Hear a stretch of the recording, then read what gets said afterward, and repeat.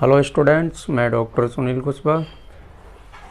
बेटा chapter number 2 class 11th में lecture number 2 हो चुका है और लेक्चर नंबर 2 में हमने आपको बताया था ऑफ वाव प्रिंसिपल क्या है, एसपीडीएफ इलेक्ट्रॉनिक कॉन्फ़िगरेशन किस प्रकार से लिखा जाता है। तो ऑफ वाव प्रिंसिपल से हमने वहाँ पर बताया था आपको एसपीडीएफ इलेक्ट्रॉनिक कॉन्फ़िगरेशन लिखना सिखाया था।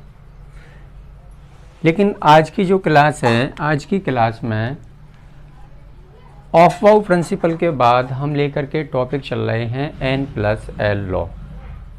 N का मीन्स यहाँ पर है बेटा नंबर ऑफ सेल्स या प्रिंसिपल क्वांटम नंबर, PQN भी जिसको कहते हैं, PQN। L है यहाँ पर azimuthal quantum number, azimuthal quantum number, इसको बोलते हैं principal quantum number. n small n principal quantum number.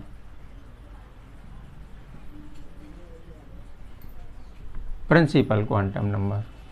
तो N+L लॉ देखते हैं। N+L लॉ क्या बताता है? N+L लॉ ये बताता है कि आने वाला न्यू इलेक्ट्रॉन किस ऑर्बिटल में प्रवेश करता है। आने वाला नया इलेक्ट्रॉन किस सबसेल में प्रवेश करता है। दो सबसेल हैं मेरे पास, तो दो सबसेल है मेरे पास। जैसे मैं एग्जाम्पल लेकर के चलता हूँ यहाँ पर बेटा, एग्जाम्पल है मेरे पास, एक है बेटा 4s और दूसरा ऑर्बिटल है मेरे पास 3d। इन दोनों ऑर्बिटल में हमें यह तय करना है ऑफ वाव प्रिंसिपल के बेस पर कि इसमें किस ऑर्बिटल में इलेक्ट्रॉन सबसे पहले फिल होगा। किस ऑर्बिटल में इलेक्ट्रॉन सबसे पहले फिल होगा, 4s में बेटा या 3d में। तो N+L लॉ में ये बताया गया है कि जिस ऑर्बिटल के लिए N+L की वैल्यू सबसे कम होती है, जिस ऑर्बिटल के लिए N+L की वैल्यू प्रिंसिपल क्वांटम नंबर और एजीमुथल क्वांटम नंबर की वैल्यू कम होती है, उसमें इलेक्ट्रॉन सबसे पहले फिल होता है। बातें क्लियर हो गई? मैंने बोला कि जिस ऑर्बिटल के लिए N+L लॉ की वैल्यू कम होती है उस ऑर्बिटल में इलेक्ट्रॉन पहले फिल होता है। अब बात करते हैं कि बेटा दोनों ही ऑर्बिटल में N+L की वैल्यू इक्वल आ जाए, तब क्या करेंगे। N+L की वैल्यू दोनों ही ऑर्बिटल के लिए सेम हो, तब क्या करेंगे। तब उस कंडीशन में हम ये करेंगे कि जिस ऑर्बिटल के लिए N की वैल्यू सबसे कम होगी, N की वैल्यू सबसे कम होगी, उसमें इलेक्ट्रॉन पहले फिल किया जाएगा। इसको हम कहते हैं N+L लॉ। तो N+L लॉ क्लियर हो गया आपको। मैंने क्या बोला?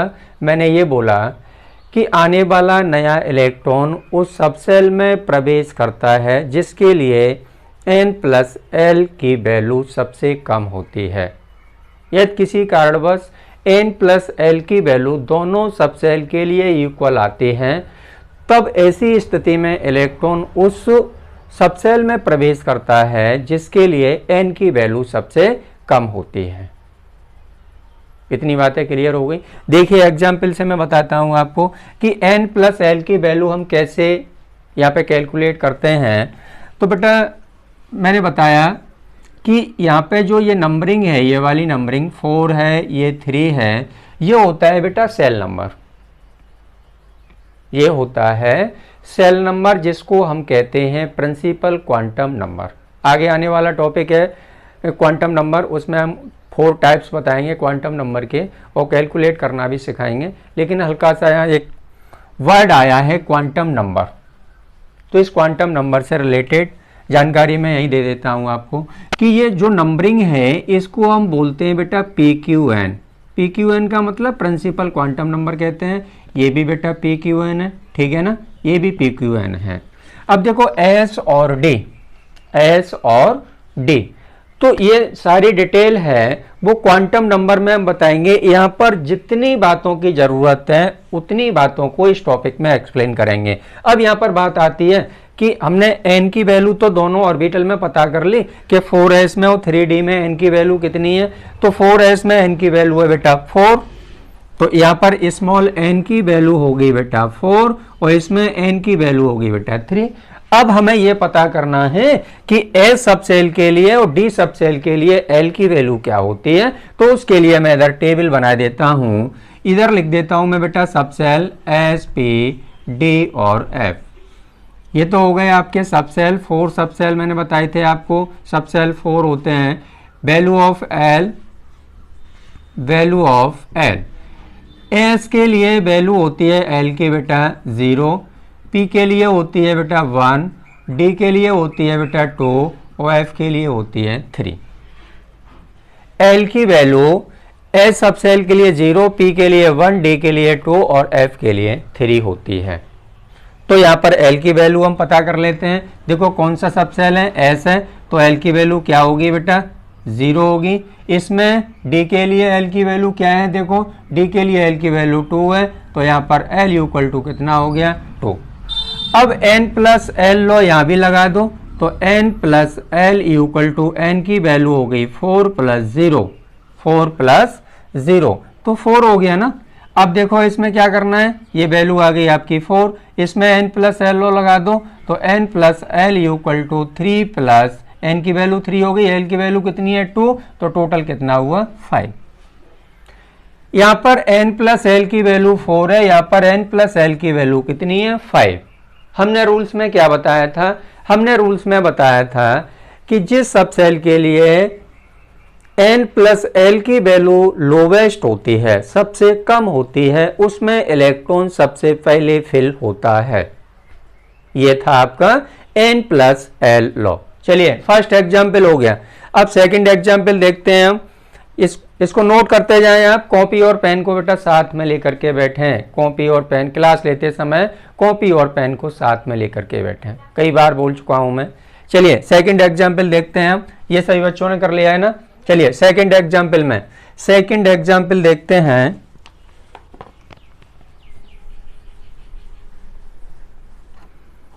एग्जाम्पल सेकंड, मेरे पास ऑर्बिटल है बेटा 5s, सॉरी 5p, 5p और 4p, 5p और 4p। चलो यहाँ पर 4d ले लेते हैं, 4d ले लेते हैं। दो ऑर्बिटल है मेरे पास, दो सबसेल है मेरे पास, कौन कौन से, 5p और 4d। इनमें हमें यह पता करना है कि किस सबसेल में इलेक्ट्रॉन सबसे पहले फिल होने वाला है। ऑफ बाउट टेबल के बेस पर किस सबसेल में इलेक्ट्रॉन सबसे पहले फिल होगा। तो चलिए वही रूल्स लगाना है, क्या n प्लस एल की वैल्यू हमें पता करना है कि n प्लस एल की वैल्यू किस में सबसे कम है, 5p में कम है या 4d में कम है, ये पता करना है। तो चलिए n की वैल्यू यहाँ कितनी है बेटा, देखो n की वैल्यू है यहाँ पर बेटा 5।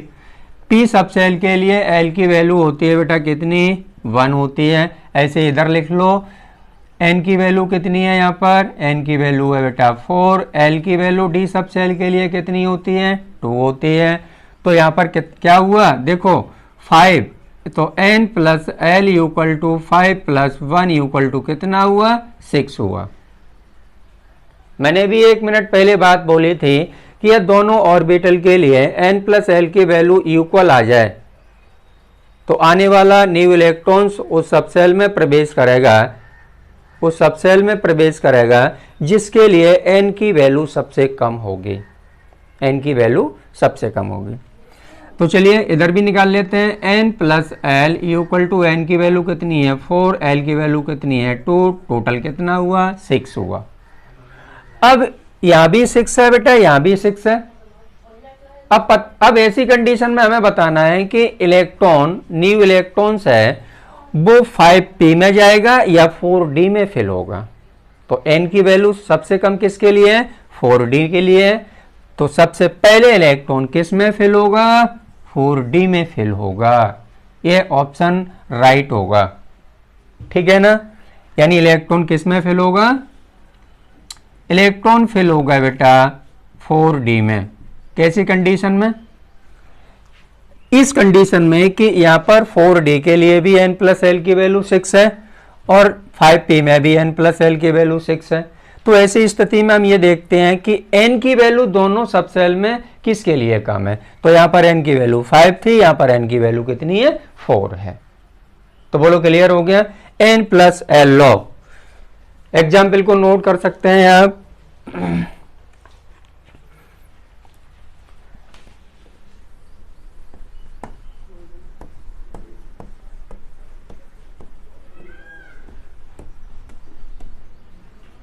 चलिए नोट कर लें n प्लस एल लॉ। तो आप नोट करें n प्लस एल लॉ को। क्या लिखा हुआ है मैंने लिखा हुआ है बेटा कि a new electron enters an empty orbital for which the value of n plus L is minimum. यानी जिस ऑर्बिटल के लिए n प्लस एल की वैल्यू मिनिमम होती है उसमें इलेक्ट्रॉन पहले प्रवेश करता है, उसमें इलेक्ट्रॉन पहले प्रवेश करता है। मैंने हाईलाइट कर दिया हुआ है बेटा, ब्लैक पेन से हाईलाइट है। Smaller this sum lower the energy in case the value of n plus L is equal. मतलब क्या हुआ, ये दोनों ऑर्बिटल के लिए n प्लस एल की वैल्यू इक्वल आती है, बराबर आती है। तो ऐसी स्थिति में हम उस ऑर्बिटल में इलेक्ट्रॉन प्रवेश कराएंगे जिसके लिए n की वैल्यू कैसी होगी, कम होगी।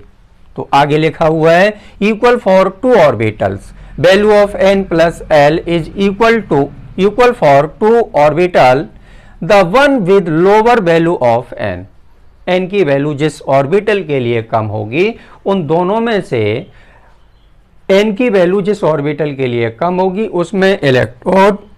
उसमें इलेक्ट्रॉन पहले फिल होगा। ये था बेटा n plus L law. Example मैंने आपको पहले ही बता दिए हैं, चलिए आप नोट कर सकते हैं या स्क्रीनशॉट ले लें। चलिए अब बेटा देखते हैं हुंस लॉ क्या कहता है। हुंस लॉ ये मैंने लेक्चर नंबर 2 में बता दिया था, जब ऑफ वाउ प्रिंसिपल पढ़ाया था। लेक्चर नंबर 2 में बताया था मैंने कि ऑर्बिटल में इलेक्ट्रॉन कैसे फिल किए जाते हैं। तो जैसे बेटा ऑर्बिटल है, एस सबसेल में बेटा 1 ऑर्बिटल होता है, ये भी बताया था मैंने। पी में 3 ऑर्बिटल होते हैं, डी में 5 ऑर्बिटल होते हैं, एफ सबसेल में 7 ऑर्बिटल होते हैं। और सभी सबसेल में नंबर ऑफ ऑर्बिटल होते हैं वो एक ऑड नंबर होता है, 1 3 5 7 1 3 5 7। तो याद हो गया, केवल इतना याद रखना है, नंबर ऑफ ऑर्बिटल 1 3 5 7 1357 कोड याद कर लो।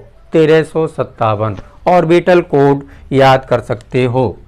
चलिए मैं लिख देता हूँ यहाँ पर ऑर्बिटल कोड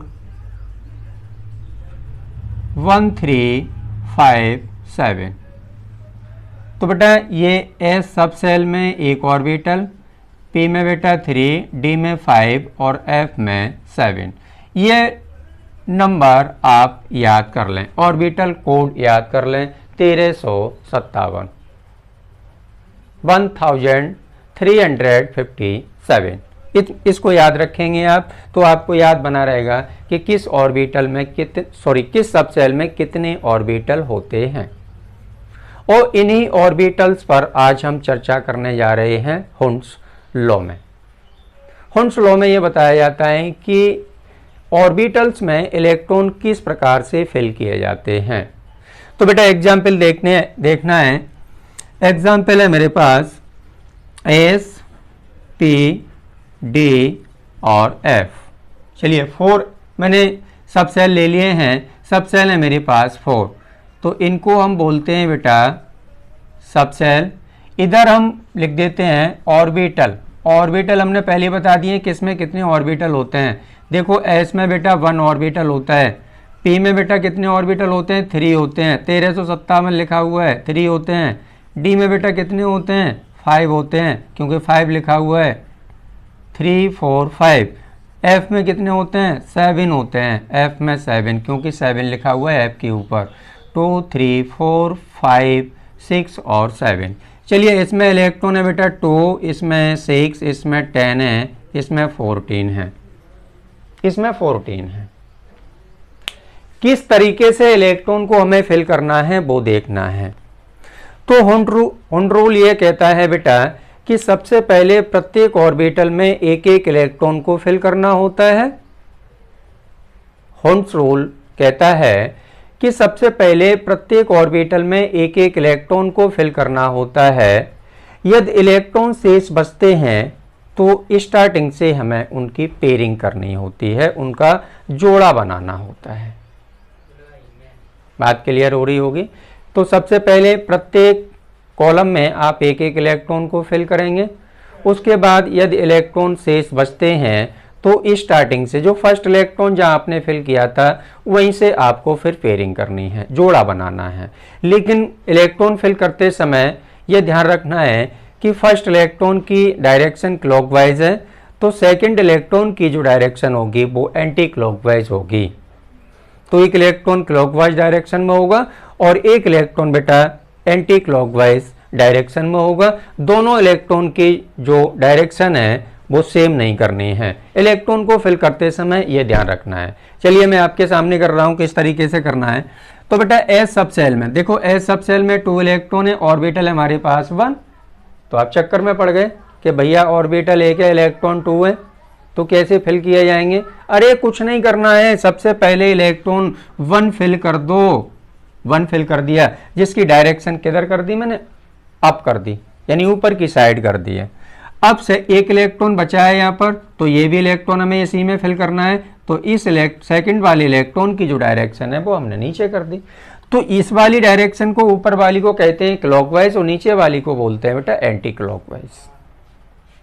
बोलो बातें क्लियर हो रही हैं। इलेक्ट्रॉन फिल करना आ रहा है, कॉपी और पेन को साथ में लेकर के बैठे, समझ रहे हो ना मेरी बात को। कॉपी और पेन को साथ में लेकर के बैठें और ये काम करें। चलिए पी सब सेल में कितने इलेक्ट्रॉन है, देखो 6 है बेटा। ऑर्बिटल कितने हमारे पास 3 हैं। तो सबसे पहले 3 ऑर्बिटल में एक एक इलेक्ट्रॉन हमें फिल करना है इस तरीके से। तो 3 इलेक्ट्रॉन हमारे फिल हो गए। अब यहाँ पर 3 इलेक्ट्रॉन बचे। तो जहाँ हमने फर्स्ट इलेक्ट्रॉन को फिल किया था, फर्स्ट इलेक्ट्रॉन को जहाँ हमने फिल किया था वहीं पर हमें 4th इलेक्ट्रॉन फिल करना है। 4th इलेक्ट्रॉन को वहीं पर फिल करना है, 4th इलेक्ट्रॉन को। तो चलिए यहाँ से हमने स्टार्टिंग की थी, तो जो 4th इलेक्ट्रॉन है उसकी डायरेक्शन नीचे की तरफ 4 5 और ये 6। इसी तरीके से इसमें पहले 1 1 फिल कर देंगे तो 5 इलेक्ट्रॉन फिल हो जाएंगे, 1 2 3 4 और ये बेटा 5। अब ये 6 7 8 9 10, देखो 10 इलेक्ट्रॉन हो गए फिल। अब इसमें देखते हैं एफ सब सेल में, तो सबसे पहले एक एक इलेक्ट्रॉन फिल करेंगे तो कितने हो जाएंगे, 7 हो जाएंगे। 1 2 3 4 5 6 और ये 7 8 9 10 11 12 13 और ये 14। तो मैं बता दूं आपको कि जैसे ये ऑर्बिटल है मेरे पास, इसमें 2 इलेक्ट्रॉन फिल हैं।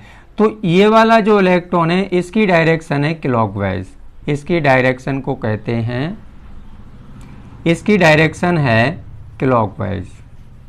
ध्यान रखें आप, क्लॉकवाइज डायरेक्शन में है जो ऊपर की तरफ इलेक्ट्रॉन है। और इस वाले इलेक्ट्रॉन की डायरेक्शन है जिसकी डायरेक्शन नीचे की तरफ है, उसकी डायरेक्शन को हम बोलते हैं एंटी क्लॉकवाइज। इसकी डायरेक्शन को बोलते हैं बेटा एंटी क्लॉकवाइज। एक ऑर्बिटल में 2 इलेक्ट्रॉन मूव करते हैं, उन दोनों इलेक्ट्रॉन की जो डायरेक्शन है वो अपोजिट होती है। एक इलेक्ट्रॉन की क्लॉकवाइज है तो दूसरे इलेक्ट्रॉन की कैसी होगी, एंटी क्लॉकवाइज डायरेक्शन में होगा, एंटी क्लॉकवाइज डायरेक्शन में होगा। चलिए अब आगे चलते हैं। बेटा समझ में आ गया हुंड्स रूल।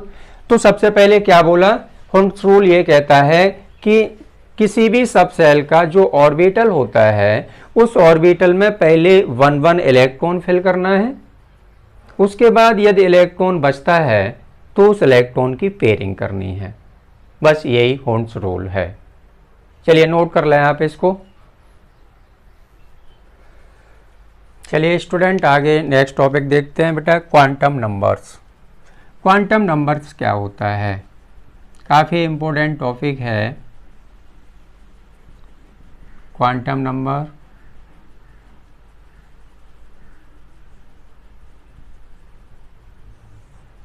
सबसे पहले हम समझते हैं क्वांटम नंबर क्या होता है।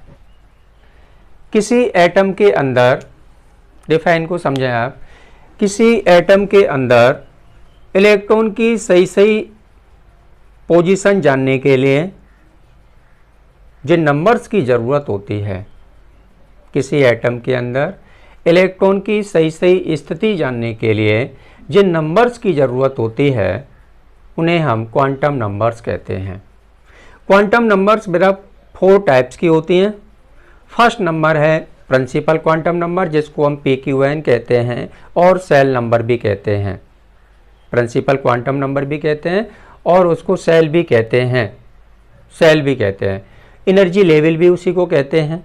तो अभी मैं डायग्राम बनाऊंगा, उसमें शो करूंगा, एक से ज़्यादा नाम होते हैं। सेकंड होता है बेटा एजीमुथल क्वांटम नंबर, जिसको सबसेल कहते हैं। एजीमुथल क्वांटम नंबर को स्मॉल एल सिंबल से डिनोट करते हैं। और ये मैंने पहले ही बता दिया था आपको ऑफ-वाउ प्रिंसिपल में कि जो सेल के पार्ट्स होते हैं उनको हम सबसेल कहते हैं, एजीमुथल क्वांटम नंबर कहते हैं। थर्ड होता है magnetic quantum number, small M, जिसको हम ऑर्बिटल कहते थे। मैग्नेटिक क्वांटम नंबर जिसको हम ऑर्बिटल कहते थे उसको हम स्मॉल एम से डिनोट करते हैं। और फोर्थ क्वांटम नंबर होता है spin quantum number, spin quantum number, इसको हम एस सिंबल से, स्मॉल एस सिंबल से डिनोट करते हैं। तो मैंने डिफाइन क्या बोला, मैंने ये बोला कि किसी एटम के अंदर इलेक्ट्रॉन की सही सही स्थिति जानने के लिए जिन नंबर्स की ज़रूरत होती है वे क्वांटम नंबर्स कहलाती हैं, वे क्वांटम नंबर्स कहलाती हैं। क्वांटम नंबर्स जो होते हैं 4 टाइप्स होते हैं, principal quantum number, azimuthal quantum number, magnetic quantum number और स्पिन क्वांटम नंबर। चलिए एक एक करके सभी को हम एक्सप्लेन करते हैं। सबसे पहले हमारे डायग्राम पर आप ध्यान देंगे। डायग्राम बनाएंगे सभी बच्चे, मेरे साथ डायग्राम बनाएंगे। चलिए डायग्राम बनाएं पहले। ये है बेटा, सभी बच्चे जानते हैं कि ये न्यूक्लियस है, सभी को पता है न्यूक्लियस है कि नहीं है, न्यूक्लियस है।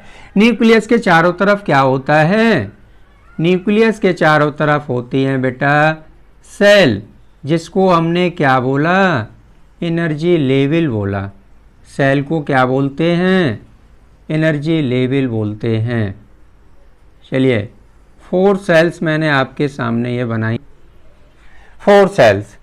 ये है बेटा सेल नंबर 1, इसको बोलेंगे n=1, ये n=2, n=3 और ये n=4, n=4। यह बेटा एस सब सेल, इसको हम ऊपर शो किए देते हैं। ये एस सब सेल है, ये एस और पी है, ये एस पी डी है। और ये वाला जो सब सेल, सॉरी ये वाला सेल है उसमें 4 सब सेल होते हैं, एस पी डी एफ। यानी के सेल में केवल एक सब सेल होता है जिसको कहते हैं एस सब सेल। मेरे डायग्राम पर ध्यान दें, सभी बच्चे बनाते चले मेरे साथ। n=1 का मतलब क्या हो गया, n=1 का मतलब हो गया के सेल, और के सेल में ओनली 1 सब सेल होता है जिसको कहते हैं बेटा एस सब सेल। दिख रहा है सही बच्चों को, एस सब सेल कहते हैं। n=2 है तो n=2 का मतलब एल सेल, एल सेल में बेटा 2 सब सेल होते हैं, एस और पी, एस और पी। उसके बाद आता है बेटा एम, एम सेल में बेटा 3 सब सेल होते हैं, एस पी और डी, और एन में 4 होते हैं, एस पी डी और एफ। अब देखो यहाँ पर एल की वैल्यू पर ध्यान देते हैं। एस सब सेल के लिए मैंने क्या बोला, मैंने बोला एस सब सेल के लिए एल की वैल्यू होती है बेटा 0। दिख रहा है ना, दिख रहा है एल की वैल्यू, एस सब सेल के लिए एल की वैल्यू होती है बेटा कितनी, 0 होती है। अब बेटा n=2 है तो एस और पी के लिए एल की वैल्यू कितनी होगी बेटा 0,1 होगी। इसके लिए कितनी होगी 0,1,2 होगी और लास्ट वाले के लिए 0,1,2,3 होगी। एल की वैल्यू लिखी हुई है ये मैंने, एल की वैल्यू एल इक्वल टू ये वैल्यू होगी। एस सब सेल के लिए एल की वैल्यू 0, एस पी के लिए 0,1, एस पी डी के लिए 0,1,2 और एस पी डी एफ के लिए 0,1,2,3 होती है। अब इसको हमने बोला बेटा सेल, इसको हमने बोला सेल, चलिए इसको लिख देते हैं सेल।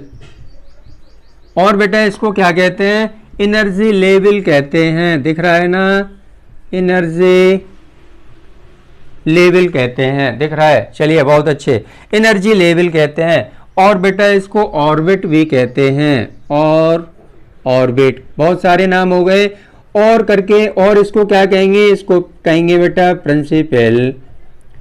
प्रिंसिपल क्वांटम नंबर, जिसको हम PQN कहते हैं, प्रिंसिपल क्वांटम नंबर बोलेंगे। बोलो इतनी बातें क्लियर हो रही हैं। अब यहां पर n इक्वल टू देखो, n इक्वल टू बेटा KLMN OP और ये Q, ये सेल्स हैं। n का मतलब होता है number of shells, number of shells. ये पहली सेल है, ये बेटा दूसरी, और ये तीसरी सेल, ये चौथी, ये पांचवी, ये छठवीं और ये सातवीं सेल है, सातवीं सेल है। तो ये तो हो गया बेटा फर्स्ट नंबर, जिसको हम कहते हैं principal quantum number, principal quantum number. तो यहाँ पर डिफाइन को मैं बता देता हूँ कि प्रिंसिपल क्वांटम नंबर क्या होता है। यह क्वांटम नंबर ये बताता है, यह क्वांटम नंबर यह बताता है कि इलेक्ट्रॉन किस सेल में है। बस इतना ही याद रखना है, ज़्यादा फालतू की बातें याद रखने की जरूरत क्या है, मेन पॉइंट को पकड़ना है। प्रिंसिपल क्वांटम नंबर यह बताता है कि इलेक्ट्रॉन किस सेल में है, अर्थात इलेक्ट्रॉन की एनर्जी को शो करता है, इलेक्ट्रॉन की एनर्जी को रिप्रेजेंट करता है। और प्रिंसिपल क्वांटम नंबर को हम स्मॉल n सिंबल से लिखते हैं। और n की वैल्यू होती है कितनी, n की वैल्यू होती है n इक्वल टू 1 2 3 4 5 6 7, n की वैल्यू 7 तक होती है, 1 से लेकर के और 7 तक होती है, 1 से लेकर के 7 तक। चलिए सेकंड है बेटा, सेकंड टाइप है हमारा azimuthal quantum number, azimuthal quantum number, azimuthal quantum number. और इसको बोलते हैं बेटा सबसेल, इसको बोलते हैं और करके क्या बोलेंगे, सबसेल बोलेंगे, एजीमुथल क्वांटम नंबर सबसेल। और इसको हम कह सकते हैं सब ऑर्बिट। नाम याद रखें, आप बहुत काम देने वाले हैं, नाम याद रखें। और इसका सिंबल होता है एल। एजीमुथल क्वांटम नंबर को, सब ऑर्बिट को, सब सेल को हम रिप्रेजेंट करते हैं किससे, स्मॉल एल से। अब यहां पर देखते हैं कि किस सबसेल के लिए बेटा वैल्यू, किस सबसेल के लिए एल की वैल्यू कितनी होती है। तो यहां पर हम लिख देते हैं सबसेल, सबसेल है बेटा हमारे पास कितने 4 S P D और F। Value of L, value of L, value of L देखो, एस के लिए बेटा होती है 0, पी के लिए 1, डी के लिए एल की वैल्यू 2, एफ के लिए एल की वैल्यू होती है 3। चलिए ये टेबल बनाते जाएं आप, काफ़ी इम्पोर्टेंट है, काफ़ी इम्पोर्टेंट है, बनाते जाएं। हो गई। तो हमने क्या बताया, एजीमुथल क्वांटम नंबर, यह क्वांटम नंबर यह बताती है कि इलेक्ट्रॉन किस सबसेल में है। प्रिंसिपल क्वांटम नंबर ने क्या बताया कि इलेक्ट्रॉन किस सेल में है, और एजीमुथल क्वांटम नंबर यह बताती है कि इलेक्ट्रॉन किस सबसेल में है, इलेक्ट्रॉन किस सबसेल में है। नेक्स्ट आगे आता है बेटा magnetic quantum number, third number magnetic quantum number, और मैग्नेटिक क्वांटम नंबर को हम बोलते हैं बेटा ऑर्बिटल। और इसको किस से डिनोट करते हैं? स्मॉल m सिंबल से इसको डिनोट करते हैं, स्मॉल m सिंबल से। चलिए देखते हैं कि मैग्नेटिक क्वांटम नंबर क्या होती है। यह क्वांटम नंबर यह बताती है कि इलेक्ट्रॉन किस ऑर्बिटल में है। मैंने क्या बोला? मैंने ये बोला कि मैग्नेटिक क्वांटम नंबर यह बताती है कि इलेक्ट्रॉन किस ऑर्बिटल में है, अर्थात इलेक्ट्रॉन के ओरिएंटेशन को रिप्रेजेंट करती है, अर्थात इलेक्ट्रॉन्स के ओरिएंटेशन को रिप्रेजेंट करती है। इसको हम स्मॉल m सिंबल से डिनोट करते हैं और m की वैल्यू होती है m equal to plus l to minus l, और इसको ऐसे भी लिख सकते हैं बेटा कि minus l to plus l through zero. जो m की वैल्यू होती है वो माइनस l से प्लस l तक होती है, वो भी ज़ीरो सहित होती है। वो भी कैसी होती है? ज़ीरो सहित होती है, ठीक है ना, ज़ीरो सहित होती है। तो ये हो गया मैग्नेटिक क्वांटम नंबर। अब आगे चलते हैं बेटा मैग्नेटिक क्वांटम नंबर। चलिए आगे चलते हैं, हम लिखने जा रहे हैं बेटा L, S पे D, थोड़ा दूर दूर बनाते हैं, S पे D और F, M। अब देखो ध्यान दो, S सब सेल में बेटा कितने ऑर्बिटल होते हैं? S सब सेल में एक ऑर्बिटल होता है, P में 3 ऑर्बिटल होते हैं, सभी बच्चों को पता है क्योंकि मैं बता चुका हूँ। D में होते हैं बेटा 5, D में 5, F में बेटा कितने होते, दिख रहा है ना, इतना नीचे दिख रहा है। F में होते हैं बेटा 7, 3, 4, 5, 6 और ये 7। इसमें कितने कितने इलेक्ट्रॉन हैं? ध्यान दें आप, सॉरी कितने कितने ऑर्बिटल हैं? इसमें बेटा 1 है, इसमें 3 है, इसमें 5 है, इसमें कितना है? इसमें 7 ऑर्बिटल हैं। अब इसमें ध्यान देते हैं हम कि m की वैल्यू क्या होगी, वैल्यू ऑफ m क्या होगा। S सब सेल में इसके लिए बेटा जो m की वैल्यू होती है वो 0 होती है। इसके लिए अगर इस वाले कॉलम में इलेक्ट्रॉन फैले तो इसके लिए -1, इसके लिए 0, इसके लिए +1।